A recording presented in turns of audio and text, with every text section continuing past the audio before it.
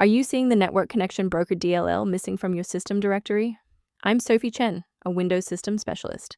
I'll guide you through the technical resolution to protect your PC's internal communication. As we prepare to resolve Network Connection Broker, consider using the diagnostic path below to ensure a stable environment for your libraries. This is the Network Connection Broker, the Network Connectivity Broker Service Library. It manages the transition between different network states for Windows Store (UWP) apps, ensuring they maintain data link continuity. Corruption in this file leads to the Microsoft Store reporting no internet connection, even when the browser is working perfectly. With the why out of the way, let's focus on getting you running again.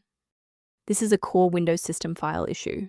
Run the System File Checker by opening Command Prompt as an administrator and entering sfc/scan now.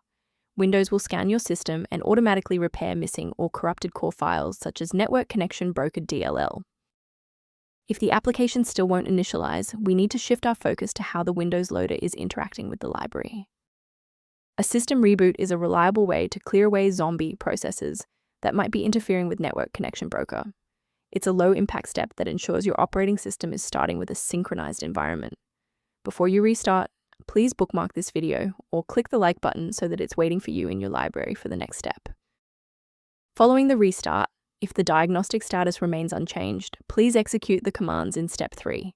If you need to pause the video to review the syntax, please do. If the restart failed to clear the system error, our next step is a deep cleanup of the OS servicing folders. First, open Command Prompt as admin.